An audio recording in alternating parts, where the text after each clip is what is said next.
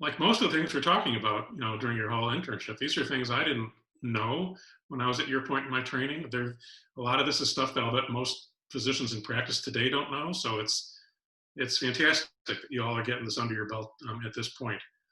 So I know you all have heard of the public option. We're going to walk through what that is. Since it doesn't exist as yet, there's not a whole lot of data about how the public option would work were it to become law. But the good news is, and the thesis of my discussion with you today, is that we have actually a wealth of information about a similar plan, Medicare Advantage. And the theory I'm proposing to you is that Medicare Advantage tells us a lot about how the public option would fare. So that's kind of the plan. We're going to talk about what the public option is, and we're going to talk more about Medicare Advantage and look at how insurance companies work in Medicare Advantage, and then bring that back again to what they would mean for the public option. So is that roughly what you were thinking I was going to be talking about?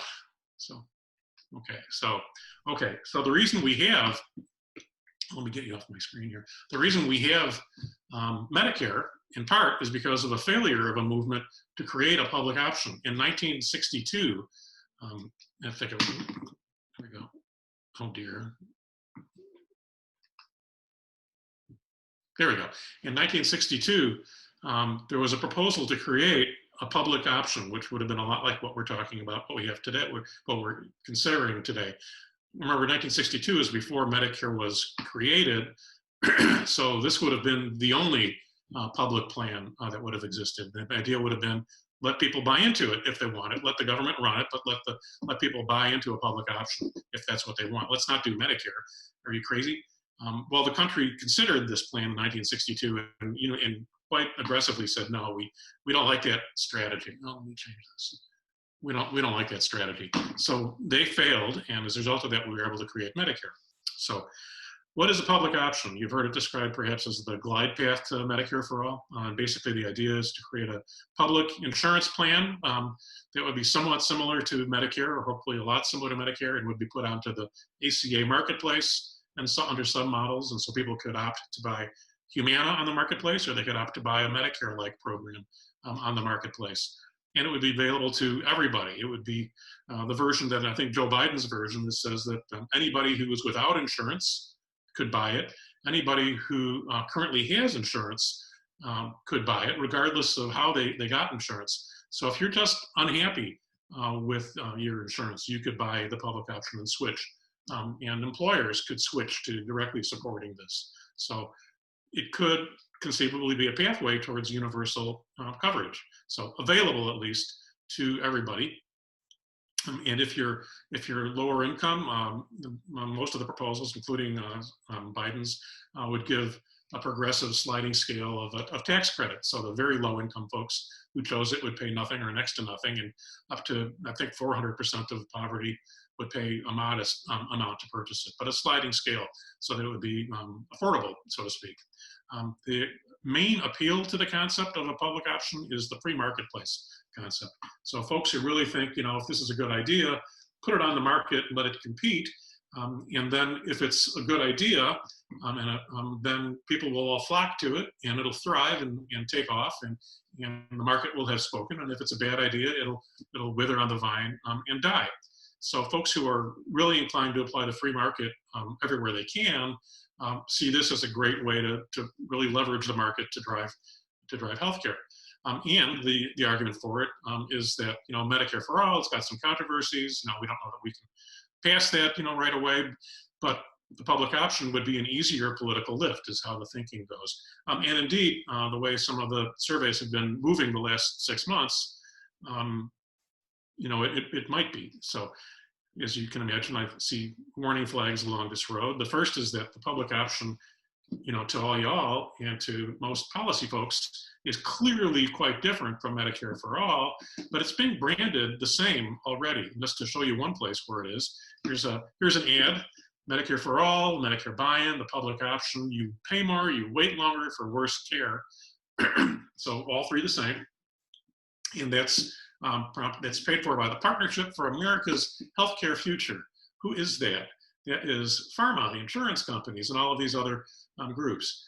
not the American College of Physicians, not the American Academy of Family Physicians, but the you know, the micro subspecialty groups are sort of thinking this. In other words, the remarkably higher paid groups of physicians tend to be more aggressive at campaigning against this. So that's essentially the group that's confusing these terms, and I submit that they're doing that on purpose. So that's one of the reasons why calling it an easier political lift, I'm not so sure that that's going to be the case. But anyway, already branded that way. We would miss out most of the savings. My screen again. We would miss out on most of the savings. It would be probably more expensive than Medicare for All, actually, to achieve universal coverage. And probably wouldn't do that. If you're underinsured, you would have to switch into this, and it's probably, most projections are that most folks wouldn't take that step. And most importantly, what I really want to talk about with you here, for the most part, is that insurance companies already know what they would do to compete against a public health plan. So to make that clear, here's the public option would be on the marketplace competing against commercial insurers, both through the AC marketplace and perhaps for employers to make that choice. So the public option would be going nose to nose with commercial insurance companies, much like traditional Medicare today is going nose to nose against Medicare Advantage. And that's why I wanted to couple these two topics into one discussion for you. So I think we can learn what would happen in a competitive market between these two strategies. So let's make sure we all understand this. So traditional Medicare Part A and B, there's us on the left, we pay our taxes essentially into Medicare, who then has contracts with physicians and hospitals. It's almost that straightforward in terms of how the cash flows. That's traditional Medicare. Medicare Advantage is quite a bit more complicated. So we still pay our taxes into the insurance companies, and then the insurance, or into Medicare rather, and then Medicare has a contract with each and every one of the insurers who deliver Medicare Advantage plan, and in that contract, they essentially transfer your premium dollars and possibly more into the insurance companies. And then those insurers, of course, have to have contracts with every single doctor in hospital. And it's more complicated than that because, of course, they have preferences. They contract with so-and-so at a better rate or a worse rate. So they'll tell you, no, you can't see this doctor. No, you can't go to that hospital. Oh, we really like this one. So so it's far more complicated. And I submit to you that this level of complexity creates gaps into which people can fall. And it also, of course, drives up expense. So here's the poster child for Medicare Advantage. Mark Bertolini is CEO of Aetna, makes a lot of money off of Medicare Advantage. And he described quite proudly, he actually said this he said this in print and writing. He said this out loud, which means I got to see it in print.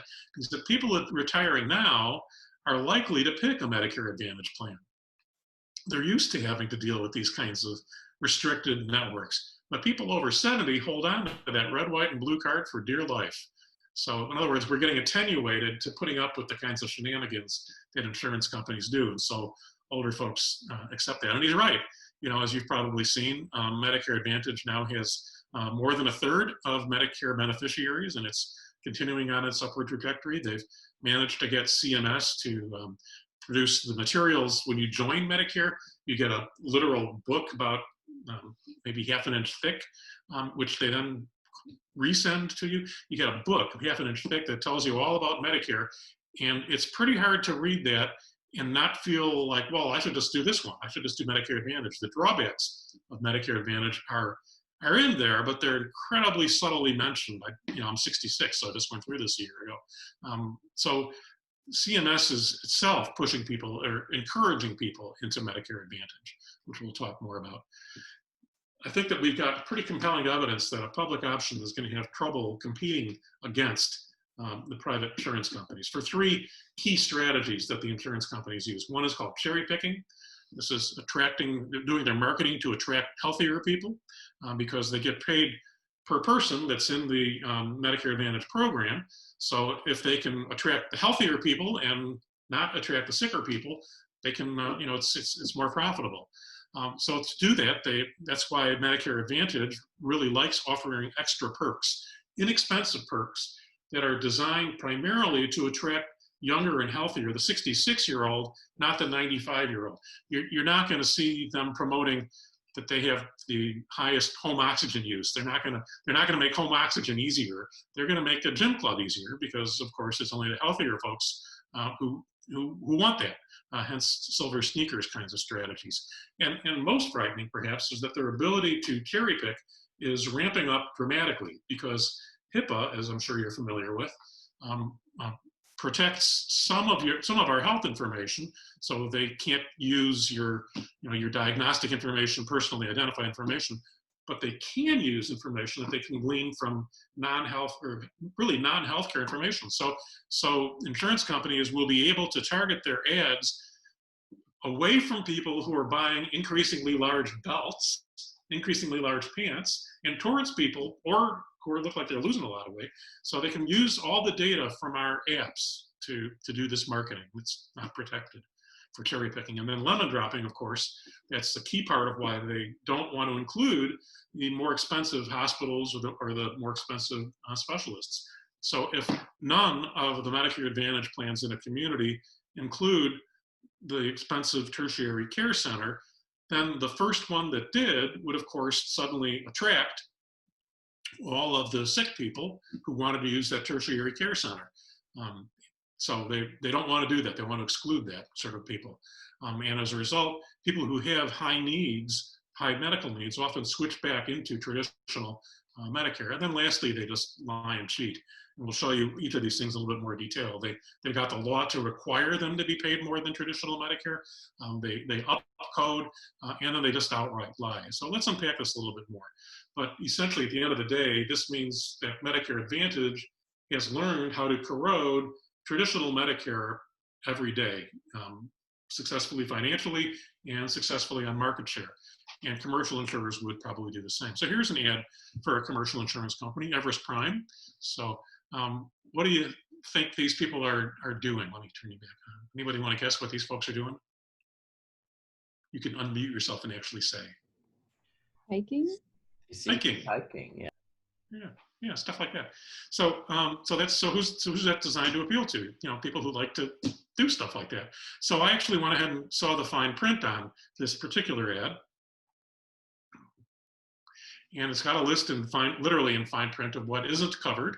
And if you look at more closely, it doesn't cover mountain climbing, bungee jumping, or anything related to these kinds of activities.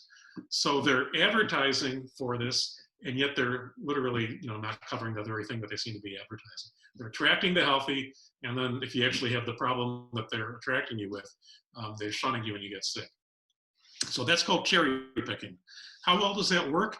Well, you can look at data about this, and average expenditure the year before somebody switched into Medicare. If they remained in Medicare, the average person, when this was produced, this is last year, the average person in Medicare who then the next year stayed in Medicare cost Medicare about $9,300 in that year. But the people who switched the next year into Medicare Advantage only spent $8,100. So they're successfully cherry picking. They're successfully attracting the healthier Medicare members. And then they're getting rid of the sicker patients. So we sort of alluded to this. If you're in Missouri, as I am, so I know this data a little bit better. If you're in Missouri, how many Missouri Medicare Advantage plans include the Mayo Clinic in their network? None. So if you have Medicare Advantage, you want to go there, you're not gonna. How many, remember I talked to you last time a little bit about my mother-in-law in Florida. Fortunately, she does not have Medicare Advantage. If she had Medicare Advantage, we could not have flown her from Florida to St. Louis to go to DJC, the Tertiary Care Center here in St. Louis. Because how many Florida Medicare Advantage plans include it? None. That would make her very unhappy. And she didn't have that. She has a supplement, fortunately. And then lastly, if you lived in New York City and you got the cancer, you'd probably want to be able to go to Memorial Sloan Kettering. That's a world-class, one of a handful of, really premier cancer centers. So if you have Medicare Advantage and living in New York City, and you live like 2 blocks away from Memorial Sloan Kettering, and you get cancer and you want to go there, can you do that with Medicare Advantage? Trick question. Actually, there is one that does. I'm not sure how that happens, but there is one. Sorry. Say it again. No, I just had a quick question about Medicare Advantage. Please. Could it be theoretically cheaper if you did Medicare Advantage rather than like Medicare plus a supplement? Like what are the advantages? Why do people end up choosing? I'm sure you're probably going to get to this actually, so I'm sorry in advance. It's a really critical question. So it's one thing to say this is bad policy for the country, and but it's a completely different thing to say whether an individual should make that choice. So the main reason people pick Advantage over traditional is that it's cheaper and has more benefits for the individual. So I have traditional Medicare and a Part G and a Part D supplement. So traditional Part A, no premium. Part B, I think I pay $150 a month, more or less, for that, which I would still have to pay if I did Medicare Advantage. Part G, my supplement, which makes the copays and deductibles go away, is another $150 a month. So that's $300 a month. And then my drug benefit is $25 a month. So that's $325 a month. And so for my wife and myself, that's $650 a month. So I'm paying that, I'm a retired physician, guess what? I can pay $650 a month. So on the other hand, I made the choice for that. And in Missouri, and this varies around the country, but in Missouri, there are Medicare Advantage plans with zero premiums. Zero premiums. So I still would have paid the $150 for the Part B because that's sort of independent of this, but I would be saving, the rest of that, $350 a month between my wife and myself for the G and D plans. So that's $350 a month, but the Advantage plans still make the copays go away or get very small.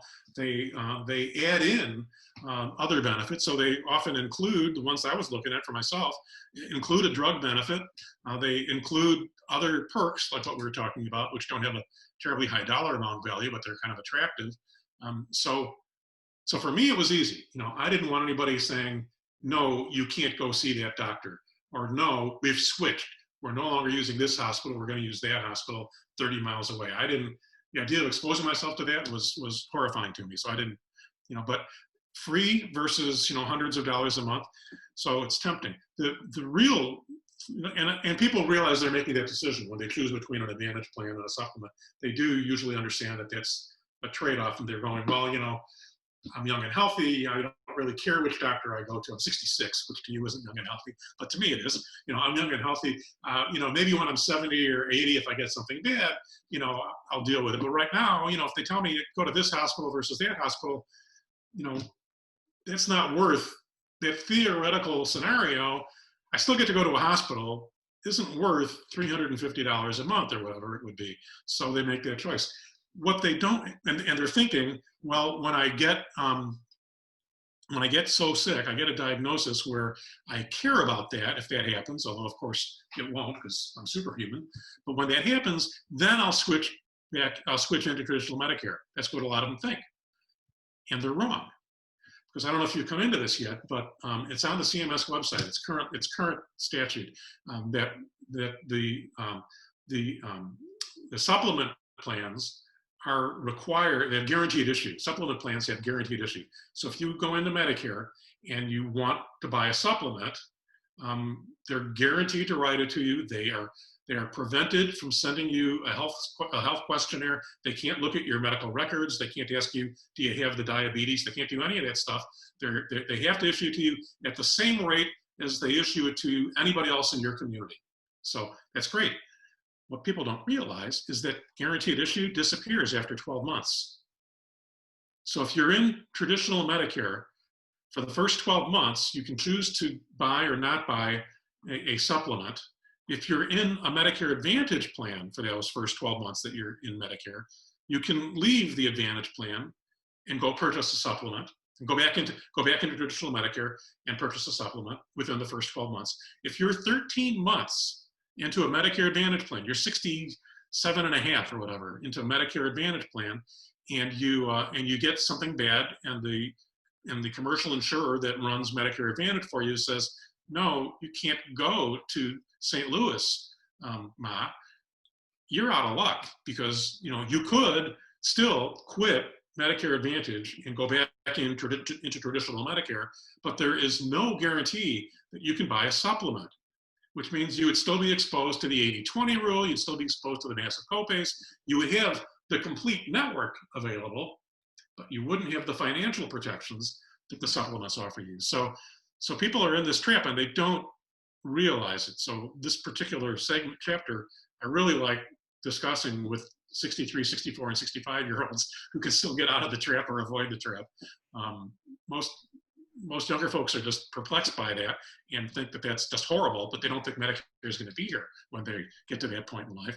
And then the people who are 67 or 68 are like, great, where were you a year ago?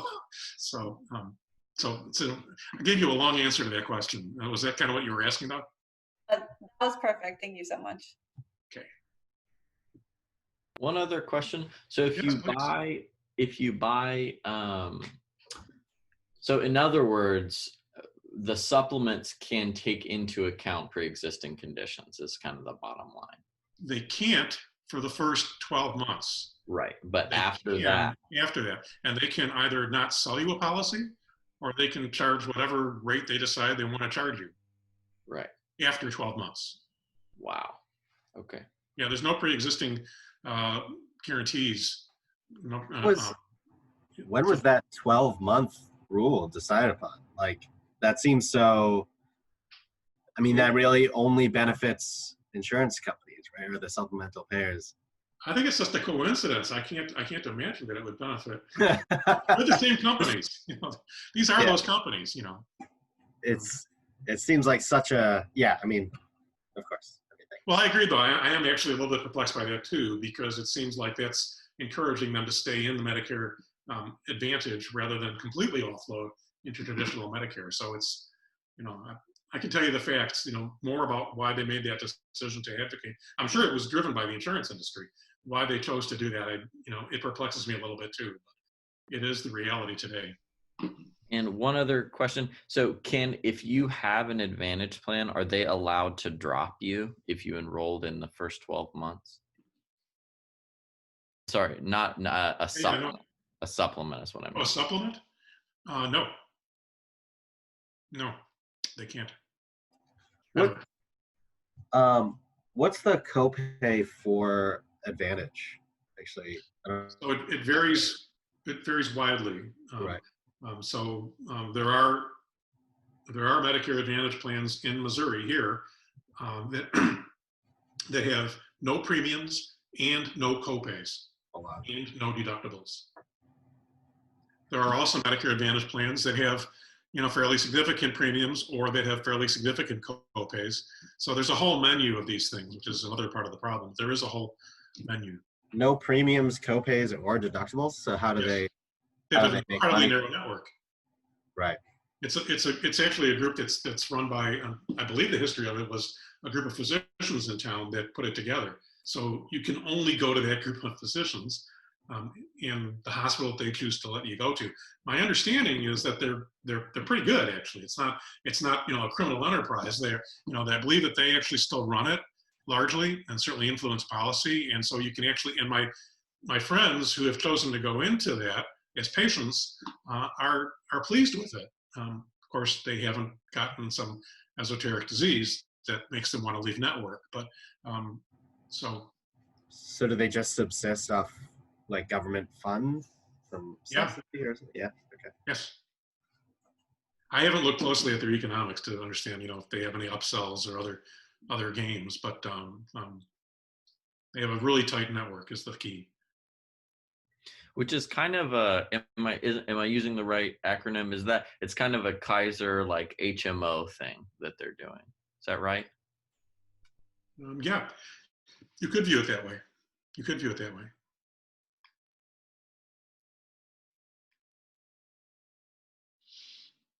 So, I mean, I think the importance of this sort of deeper dive into it is to say that these aren't good and evil. They're pros and cons. You know, there's pros and cons to this. So I think the first question, I think you asked it, of why would somebody pick it, I think is a really important question. You know, if you're looking at setting up a national healthcare policy, that's one question.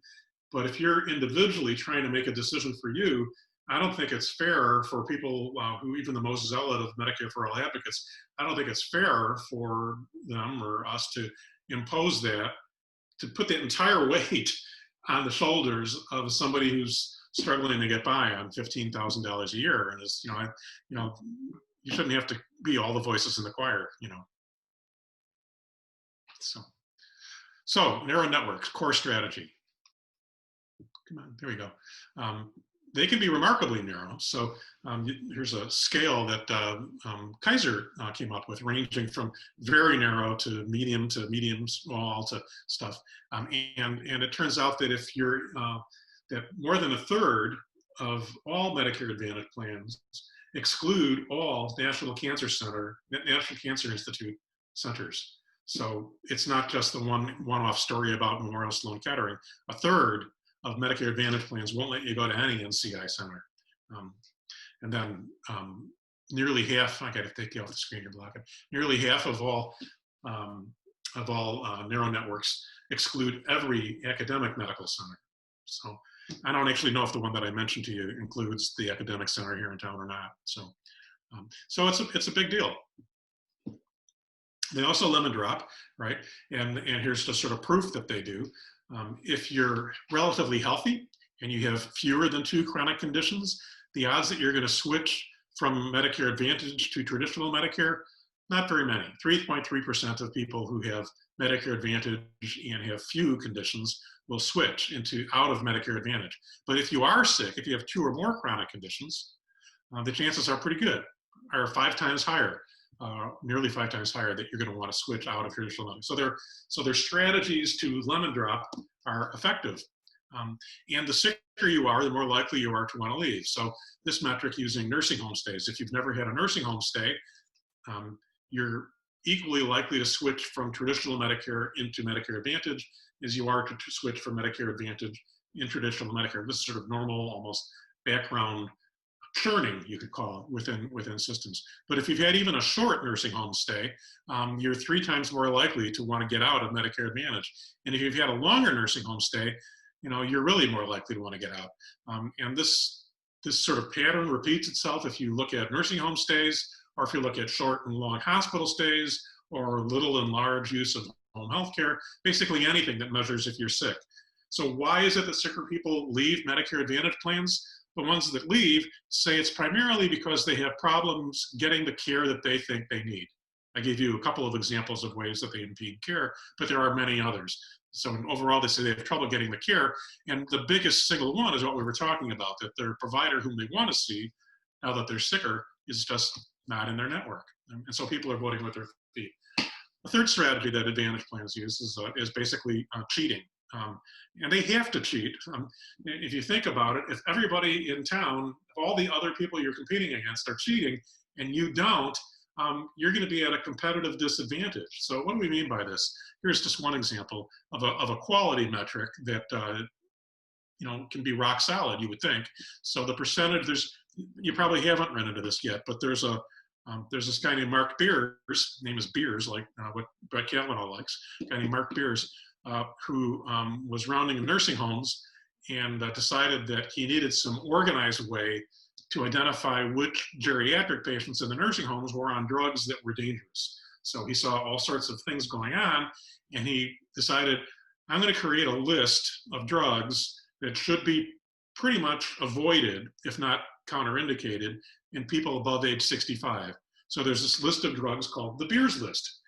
And there's actually 2 of these. One is based on age, and one also includes diagnoses. But essentially, drugs that should be avoided in the elderly.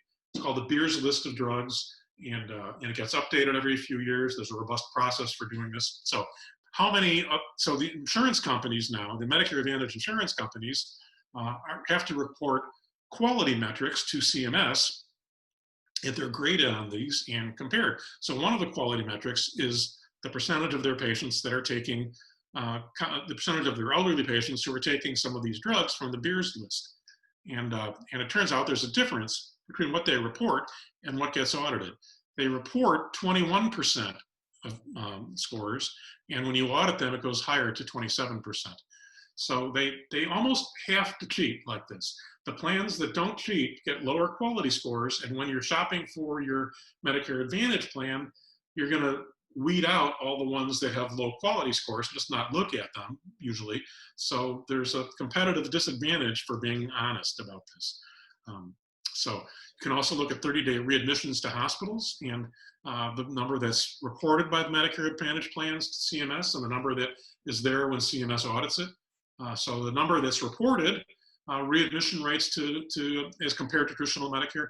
If you notice, the Medicare Advantage plans consistently report that they have lower rates of hospital readmissions for each of these diagnoses than what CMS has observed for the non-Medicare Advantage patients. But then when CMS goes in and audits the readmission rates, they find consistently that the MA plans have higher. And those aren't big differences, but they're statistically significant, and they're all in the same direction. So again, they're required, they certainly have a business imperative to cheat about that. And then they have a business imperative to upcode. So one of the strategies, one of the issues that Medicare Advantage plans rightfully brought up was early on, they were saying, hey, we're getting the sicker patients, because we do such a better job at taking care of people. Our patients, we're attracting sicker people was the claim that they made. So this flat one-size reimbursement for all of our members, that's just not adequate for us. If we can prove to you, they said, that our patients are sicker, then you should pay us more. So here's an example of how that plays out in hospital coding, CMS payments. So here's a set of diagnoses with reasonable ways to code things, but the plans quickly decided that if you can make a case that people are sicker, here's diagnoses that we should be paid more for. So if you're diabetic with diabetic chronic kidney disease, your reimbursement goes up. If you have chronic kidney disease stage 4, if you spell out that it's stage 4, you have to say stage 4 when you're coding. If you code morbid obesity versus obesity, if you code major depression versus depression, coronary artery disease with angina, so you can really up your reimbursement based on that. As a result of this, Medicare grossly overpays the Advantage plans. That's how they can afford to give the extra perks. So when they first were started in the 1980s, the reason that they started was the insurance companies came to CMS and said, really, the government's going to run Medicare? We're the private insurance industries. We can do this much less expensively than you can. So pay us to take care of your patients and you'll save money and maybe we'll figure out how to share that with you. So what they actually said was pay us 95% of what the same patients would cost in traditional Medicare. And they did that. So the first couple of years, the Advantage plans were paid 5% less for the same patients as in traditional Medicare. Well, then the insurance companies came back to Congress not too long after that, saying, you didn't tell us these are really sick people.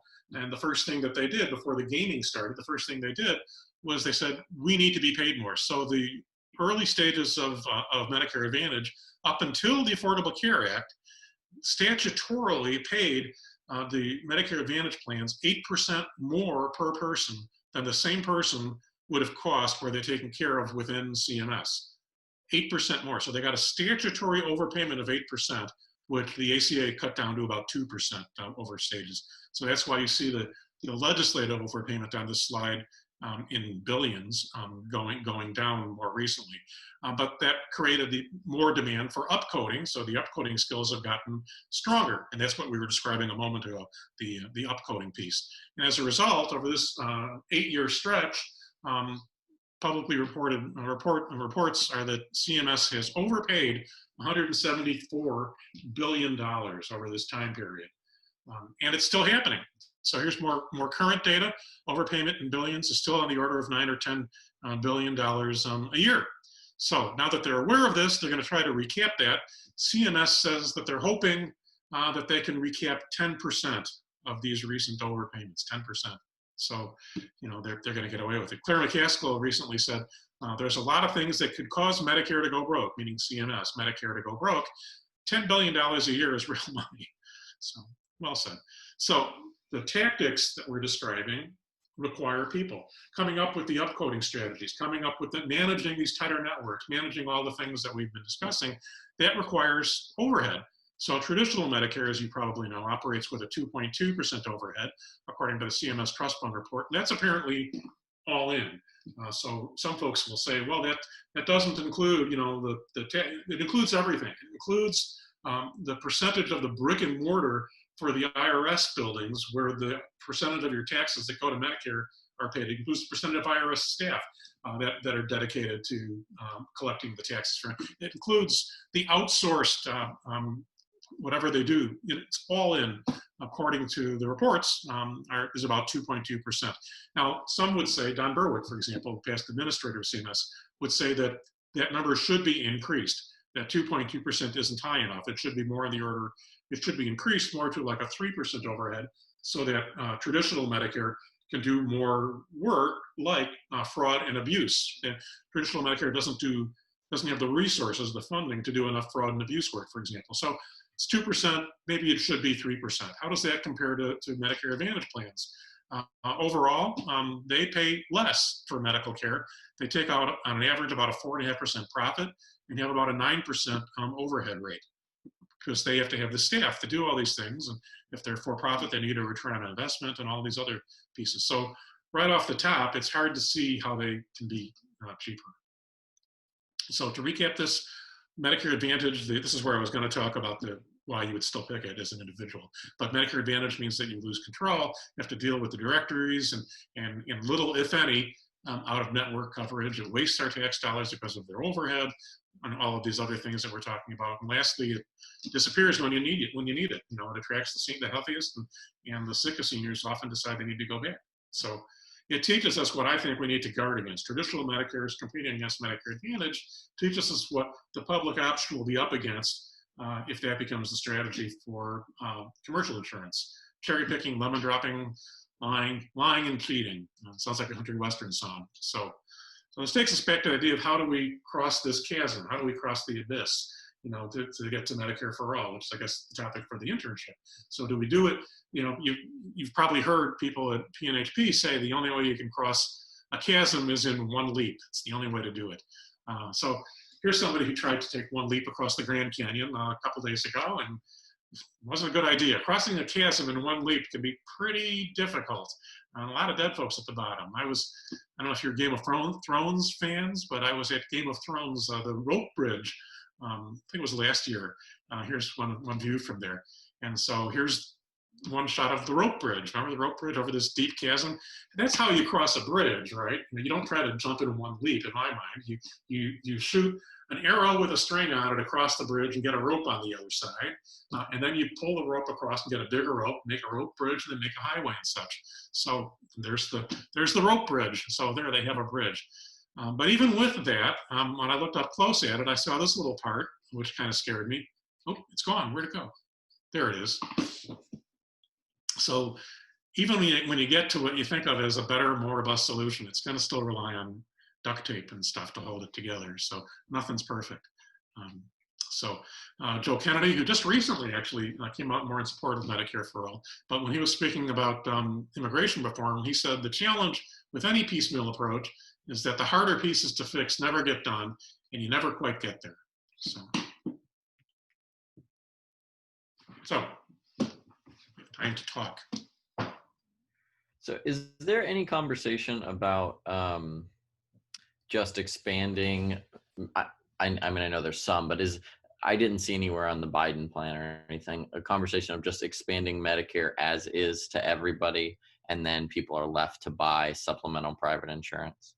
No, that's, one can hope that if he becomes president, we can persuade him to do that, but he is very clearly not in that direction today. I mean, that's, when our group talks about Medicare for all, we talk about it as improved Medicare for all, improving the benefits so you don't need to buy a supplement and all of these things. But another way to approach it would be to not improve it and to keep the supplemental insurance market as it is, and to do what you just said, expand the core program and preserve a role for supplements.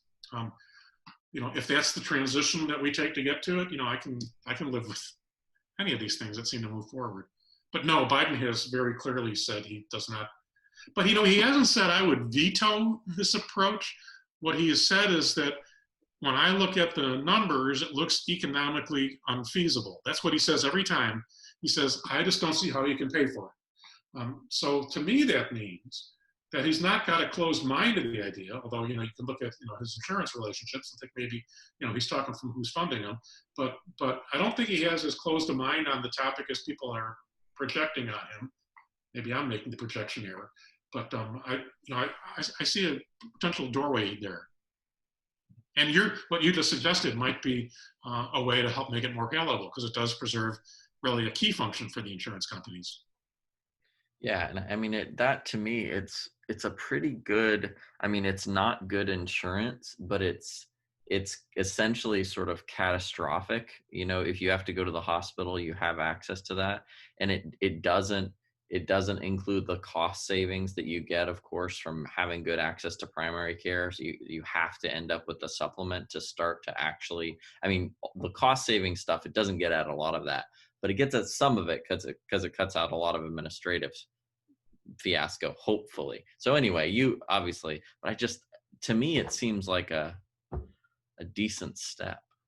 So I would view that as a fallback compromise once we're at the table, because the insurance companies don't see nearly as much profit in the supplemental programs as they do in Medicare Advantage or Managed Medicaid or in the rest of their commercial line.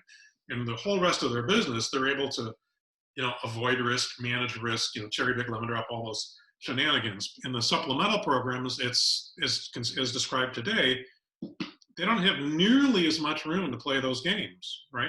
They supplement what's in Medicare. They can't drop you when you're sick.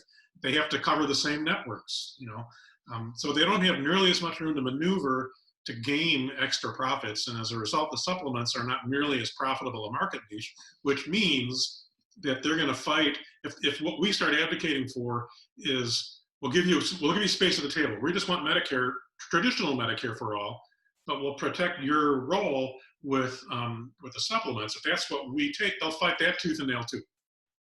Because so my point is that when we actually get to the table where we're negotiating how we're going to do Medicare for all, if what you described is the fallback compromise that we settle on at that point, I could live with that. Yeah. But we shouldn't open with that. Claudia Fagan, PNHP's national coordinator, has said a few times, I think she's right, that labor folks and her father taught her, you don't compromise until you're actually at the table looking eye to eye with the people that you're compromising with. It might be a little bit more strident than politically savvy, I don't know. But I wouldn't open with that position. This is what I'm saying. But yeah, you're right. So in a public option scenario, we institute this cheaper plan that more people have access to, and they jump on, and we decrease the number of uninsured people and potentially underinsured people. But over time, the other insurance companies, we end up losing more and more money because other insurance companies are out competing that public option and taking patients away, taking healthy, profitable patients away from that option. Is that Yes. essentially? Yes, that's right. So, yeah, okay. I thought I was going somewhere with that, but so play this forward, and it would be a spiral that would continue to get worse, right? Because traditional Medicare would then have the sicker and the sicker and the sicker people, and that would screw up all sorts of things with it. And of course, then the commercial insurers in this program would be able to say, hey, look, look at how much less expensive our patients are than their patients. You should just get rid of that, and But if we use the comparison of Medicare and Medicare Advantage, Medicare, even though it ends up with the really sick people, ends up being cheaper than Medicare Advantage to the government. The cost of the government is cheaper. So it is possible that a public option would, on a decent timeline, outcompete in terms of total cost. That is a conceivable scenario. No. The public option would so the sicker patients in the public option would cost CMS less than those same patients were they in commercial insurance. That's true. Mhm. But I'm not sure where we were going with this. I'm just saying, if you use Medicare Advantage versus traditional Medicare with a supplement as your comparison, and you compare traditional Medicare with a supplement to buying the public option and compared with the marketplace, I think there is an argument that the public option would ultimately outcompete if it's a parallel scenario to traditional Medicare and Medicare Advantage, that it actually would potentially maintain lower costs, probably as a result of lower administrative burden, better access to primary care, just like the things that can happen in that system if you've got Medicare and Medicaid and some sort of supplement. But that's where cherry picking and lemon dropping comes into play. Mm-hmm. Because that means that the price you'd have to put on the public option would have to be high enough to accommodate a much heavier illness burdened population than the price you would put on it if those sicker people were balanced off more by the healthier people staying in it. The insurance companies, the whole point of this was that the insurance companies will find a way to have the healthier group in their program and to let the sicker group migrate into the public option. Mm-hmm. And by doing that, then the price for the public option would get higher, Mm-hmm. which would make it less able to compete. And I actually think I'm kind of now arguing against what I was arguing before, because that scenario works in the over 65 population, that Medicare is able to keep prices down in comparison to Medicare Advantage. That it's proven out that that does happen, but I don't know that that would work in a younger population. By prices, you mean what they pay hospitals and doctors? No, I just mean the average cost of a Medicare patient is lower than the average to CMS is lower than the average cost of a Medicare Advantage patient, and that's even with cherry picking, cheating, lying, stealing, all the stuff they're doing. They're still more costly, those Medicare Advantage patients, even though we assume they're healthier on average than the Medicare population. I don't think that's true. I mean, if you know, it needs to be the apples to apples comparison, right? If you look at, I'm not sure how. Make that point once more time. I'm not sure quite. Okay. So what is the average cost, total cost of a patient in a Medicare Advantage plan, including out of pocket, all the spending that happens on average associated with people in Medicare Advantage, is that greater than the average cost of someone in Medicare? Yes. Right. And that's even with cherry picking, lying, cheating, stealing, all the things that we know that Medicare Advantage plans are doing. They are still, and we assume they have a healthier population. Even with all that, they can't keep their costs lower, even though they said they would. They can't. They're unable to, probably because of administrative burden and profit and whatever. So I could take that argument and say that the same thing would happen with the public option, where you would still maintain lower costs in that public option population, even though there would be lying, cheating, stealing, all that other stuff happening in all the other private insurance plans available in the marketplace. But I'm kind of unsure if it would play out that way as it does with that Medicare Advantage normal Medicare population, because this population is completely different, because it's under 65. It's a totally different age group. So I'm uncertain if that would be a parallel scenario or comparable. So the question I guess you're asking is, would the public option be able to stay priced low enough to compete effectively with commercial insurers because of their other? So that's that's the supposition, is that a public option could still be priced low enough to compete effectively, right? Yeah, I mean, yes, essentially yes. That, yeah, I mean, it's pretty nuanced. Essentially, I'm just wondering if the cost savings achieved through lower overhead essentially would be enough to make the public option outcompete in the same way that Medicare ends up being cheaper than Medicare Advantage. Net cost. And I'm not saying cost to patient necessarily. I'm just saying total cost. I don't know. Yeah, I don't know.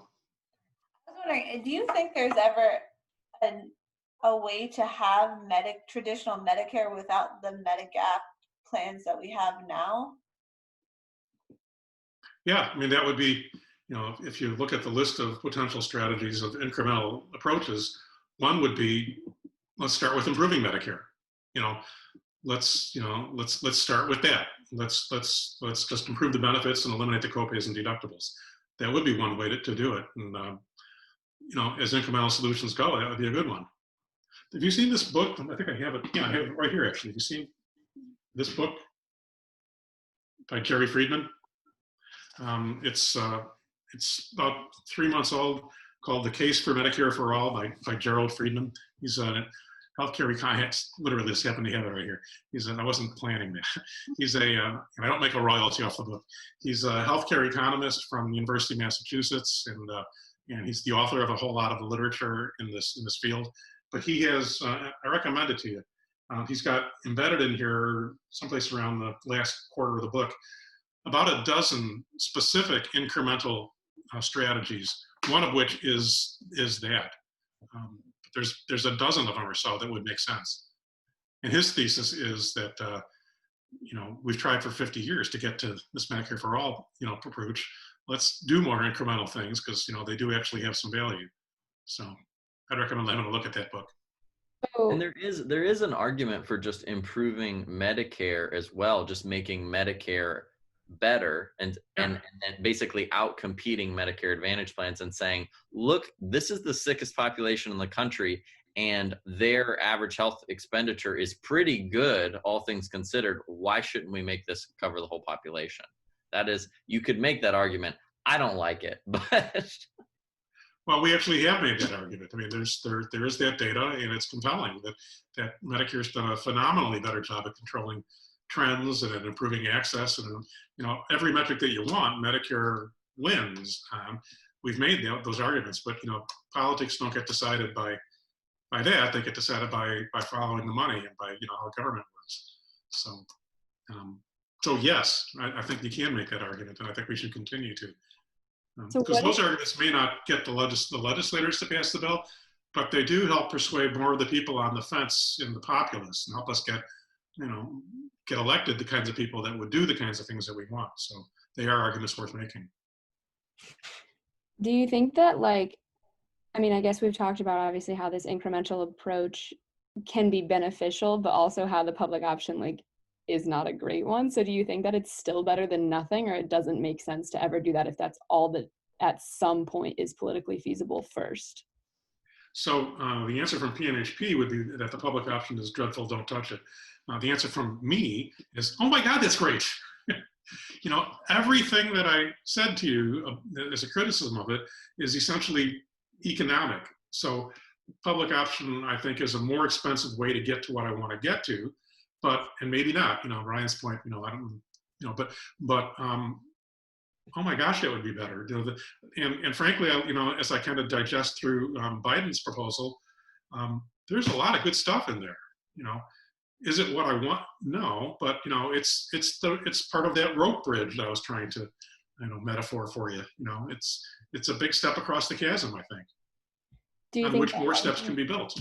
That because I feel like we've heard from some other PNHP people that the argument kind of that the option, like what you're saying, the main issue with it is that it doesn't have all those economic savings. Do you think that it would end up putting people backwards though? Kind of backfire in the sense that oh, we didn't save all this money, we shouldn't go all the way to Medicare for all. It didn't do what we wanted it to. I'm not smart enough to know what the actual answer to that is, but yeah, PNHP was pretty vigorously non-supportive of the Affordable Care Act. for very similar lines of reasoning. No, it's going to just add administrative overhead. No, it's not going to, and I think every one of the criticisms that PNHP leveled back when this was going on panned out to be true. On the other hand, I had insurance because of the Affordable Care Act from ages 63 and 64. I would have been uninsured. So there's lots of people like me out there. There's 10 million who got insurance because of Medicaid expansion, another 10 million or so because of the marketplaces and eliminating pre-existing condition overrides. There's some pretty real powerful value to the Affordable Care Act. And yet, PNHP's position was and remains, that it's, of such limited value, and it strengthened the hand of the insurance companies. They now have more money because of how they've done, through the Affordable Care Act, and now they're an even bigger opponent, and so if you do the public option, you're going to give them even more money, and they're going to be an even more powerful opponent. I'm not convinced. I don't sail. Do any of you sail? Sailboating, so you won't get this metaphor you'll get this metaphor as little as I do, but it vaguely makes sense to me. When you're sailing, I guess you don't kind of go from here to there in a straight line. You do what they call tacking to the wind, where you go this way and then that way and then this way. That's called tacking to the wind. You don't try to go in a straight line. You try to waggle your way across. Apparently in sailing, that's the best way to use your power, and that's kind of the thinking here. You want to make sure you're going towards and not away from your goal. But, I don't know. I mean, there's compelling arguments on both sides, and it's up to you guys to figure out what you each think about it. But to me, when I look at the ACA and I see 20 million people that have insurance who otherwise didn't, and I have patients who I know were able to get some health care that they couldn't have gotten previously, I have a tough time saying, yeah, I see all the problems. Yeah, I see all that, in detail, but it's a good thing, So with a public option, I go into it with our eyes open, and I think, I was much more hoping that we would have somebody to vote for who supported, the real deal, but we lost that fight, right? We lost that fight. That's not going to be the next president of the United States of America. We had two options there. Neither of them won. We lost that fight. So we can keep saying that's the only thing we support. Now here I'm just getting philosophic and I'm not really educating you. It's more just me on my soapbox manipulating you. But or we can say, the nation made a decision, like it or not. Let's work with what we got.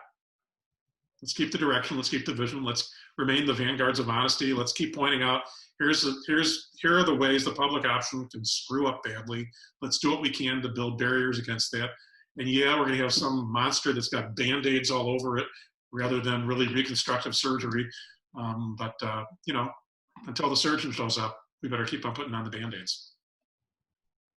I don't think I can do it on my own. Can we parse together what that Congress, the senator's staffer, we have a video of it, I looked at it, of his sort of explanation of why the public option wasn't subject to some of the major concerns that Dr. Malik brought up?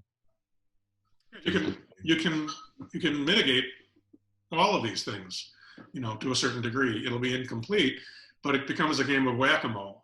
But frankly, when I look at Biden's proposal, I see Band-Aids all over it, mitigating some of the weakest spots. Like he has the tax credits for lower income on a sliding scale. That has a big impact. He has that anybody can switch into it, even if they have insurance today. That helps a lot.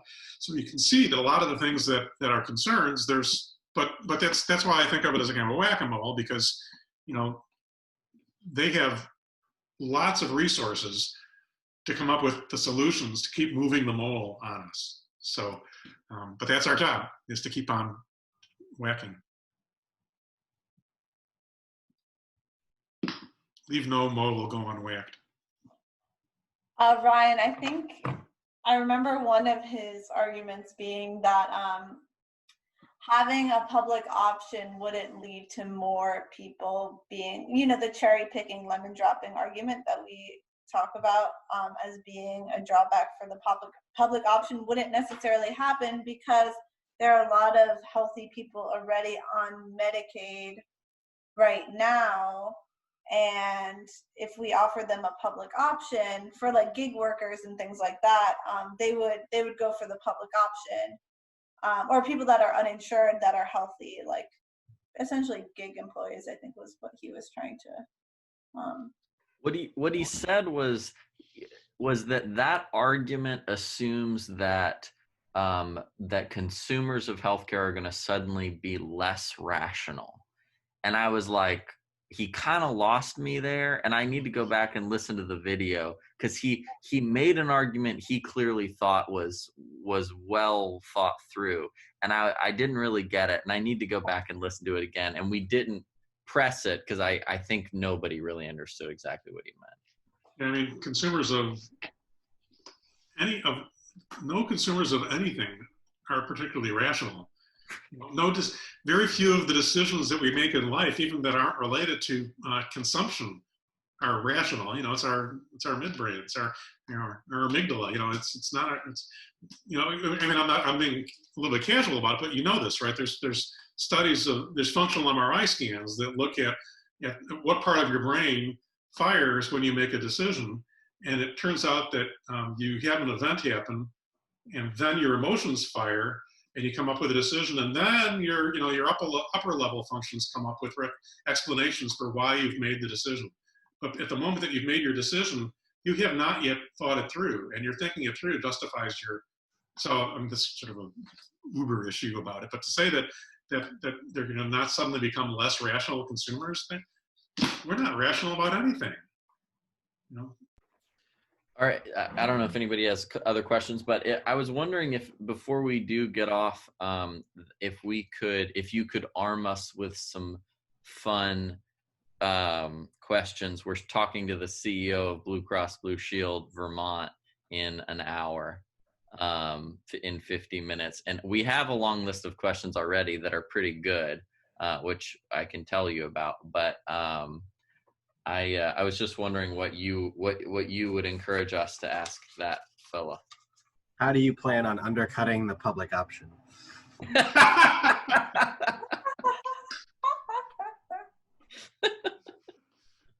That was Eyes will you tell? You just cut to the chase here. Someone's gonna open up your bag of dirty tricks. Live with yourself. So I guess I would maybe ask him, how do you justify the higher overhead that you have? Why should we pay you? What's your overhead? CMS publishes 2%. What do you do that justifies that extra overhead? So his rebuttals will be, I don't believe the 2% number, and yours can be, well, it's published in the Medicare Trust Fund report and includes all the segments that I rattled off to you.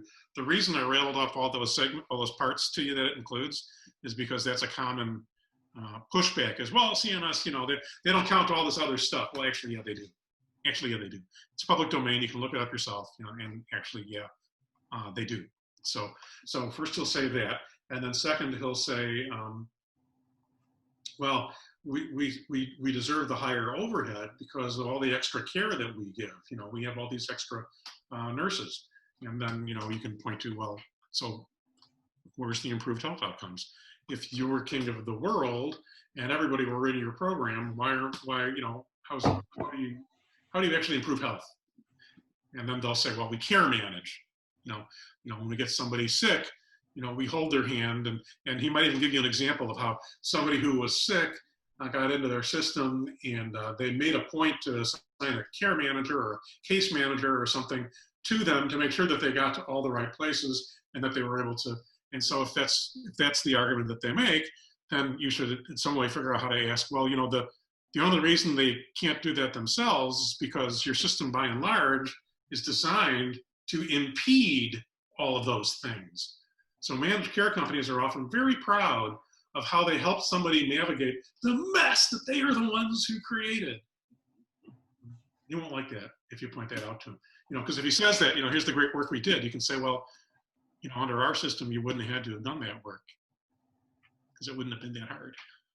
And He's got what's the balls to say this. what's funny about I'm saying this from I used to be on the other side of that equation, right? right.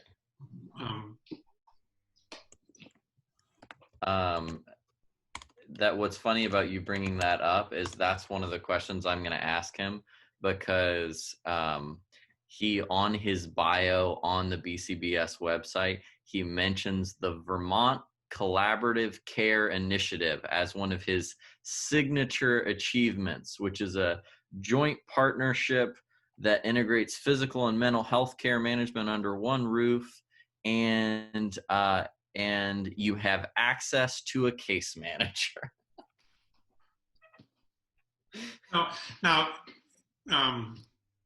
you have to distinguish between sort of patient-centered medical home kind of case management and insurance company kind of case management. So, I mean, there is actually pretty compelling evidence. Have you heard that phrase yet? Patient-centered medical home? It's sort of one of the last 10 years or so, actually 20 years now, models of better care. And it does work, the federally qualified health centers often now are using a lot of them, and others, so it is a good model. We don't need them to do that, right? Okay, so that was a good thing, great. Medicare could do that.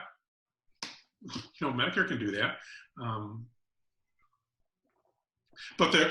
So how much of their care management is that versus how much of their care management is more what I was talking about? What is the trigger for somebody getting into their care management program? It's probably dollar amount spent. And we used to have that. We called them HAM claims, H-A-M, high amount medical claims. So we called them, the acronym was HAM claims. I don't know if Vermont uses that same acronym, but these high amount claims. And we had people tasked with reducing what those folks cost. And the best win for reducing what they cost was to get them to leave the plan. Because then they don't cost nothing, So what's the trigger for getting into it? What's the metric of success? How do you guard against your staff being overzealous, to say it nicely, and thinking, let's make this unpleasant? How do you guard against that? Wouldn't you actually make more money? Maybe ask it this way. Wouldn't you actually make more money by making those people want to switch plans? Wouldn't that be the best? Isn't that the business imperative that you're under? How do you resist the business imperative to make expensive patients want to leave you? How do you resist that? Do your shareholders know that you're not trying to get those people out of your plan? Because they might not be happy about that. Are they for profit or not for profit? It's the not-for-profit. It's one of the few not-for-profit. So don't raise the shareholder piece, because they don't have shareholders. But it doesn't change the dynamic. There was a nun in Michigan who ran a not-for-profit healthcare system. You ever hear this story about her? And she was known as a really tough business person. I mean, she managed petties. She was really tough. And somebody asked her, how do you reconcile, your noble mission that you have, with your incredible focus on business? And her answer was, no margin, no mission. No margin, no mission. So being a good fiduciary isn't a bad thing. You do want that, but this is, for-profit insurance companies have a different motive. I went back and reread my thesis that I wrote in my undergrad a couple days ago, and one of the numbers that I haven't heard mentioned in any of these talks, but is pretty cool, is the cost of insuring the uninsured population as of 2015 was whatever it was, and the cost of loss of productivity in America was a larger number in the same year because of people's unmet medical needs and whatever. It was a bigger number. So I usually don't use those arguments. There's a set of arguments like that. you can economically justify what we are advocating for with that argument, or with the, you'll have savings from reduced expense on workers' comp, reduced automobile insurance, reduced, all these other things. And I don't make those arguments because, although I think they're valid, they require lots of assumptions in the model. And if you change the assumptions by a tiny amount, you get a very different result. So to me, those are much softer arguments. And the good news is that I view that sort of an argument just as gravy over the top, because the arguments that are based on much harder numbers come out compellingly in favor of what we're talking about. So I don't try to go, I usually avoid or don't go very far down the kind of argument you just made, although I think it is probably true. I try not to create an argument that's commonly torn apart. For example, I'll talk about maternal mortality rates between us and other countries, but I won't bring up infant mortality rates between us and other countries. I've done a somewhat more than shallow dive into that question, and I'm compelled that infant mortality rates, like maternal mortality rates here, are much worse than they are in other countries, and particularly among African Americans. But I usually remain silent on the infant mortality piece. This is actually related to what you just brought up. I usually stay silent on the infant mortality piece because there's all these people questioning whether we measure it the same. Well, of course, our infant mortality is higher because we say any infant that dies in the first 12 months of life, whereas all these other countries just say 30 days. That turns out to be completely untrue, right? There's an international standard for how you measure this, and we do it just like every other country. But it's an argument that I just don't even bother making, because I've got 25 other arguments that I don't have to go into that rabbit hole. Well, I said that it doesn't. Well, you said that it does. So I don't even raise that. But nobody raises that about the maternal mortality. So I bring up that and not the other. Likewise, I bring up all the economic savings that I think are based on harder numbers, and I leave off the gravy on the top, which I think is also quite valid. That's more of a strategic approach to answering, to dealing with a question.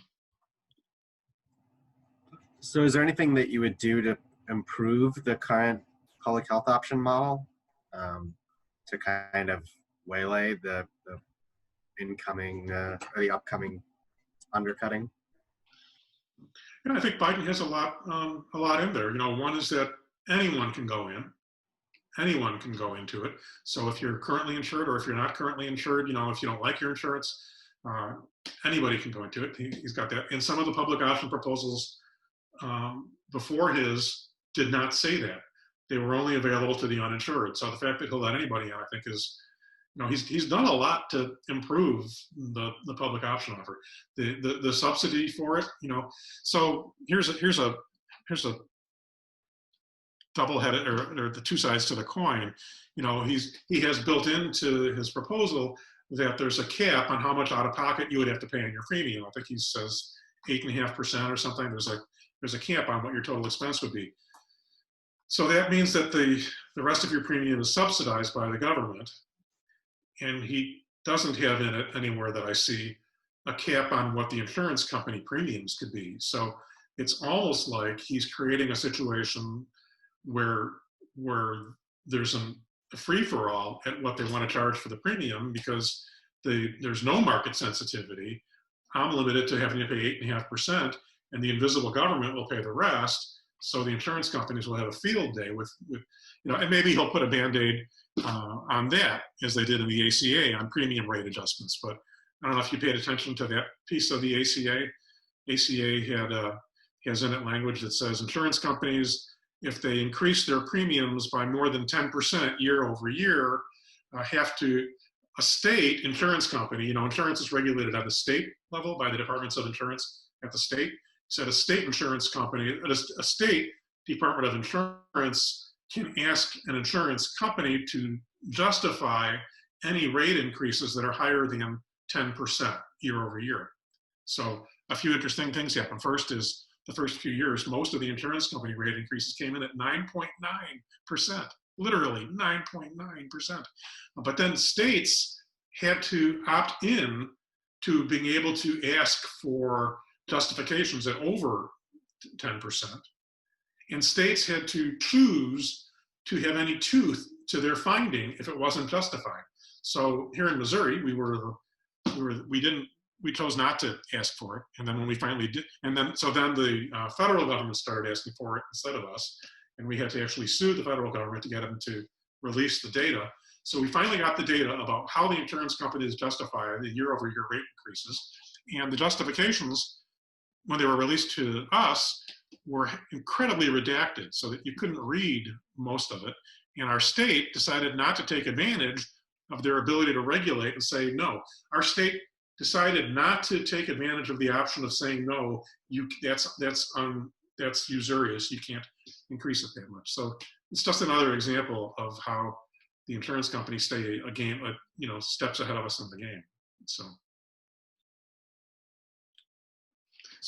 So you need more than just limiting the out-of-pocket expense. You need to limit year-over-year premium increases. You need to tie it to a metric. You need to have the ability to say no to it. There's a lot more you need to do, but it's that can be done. 10% is really an enormous number. It's obscene by itself.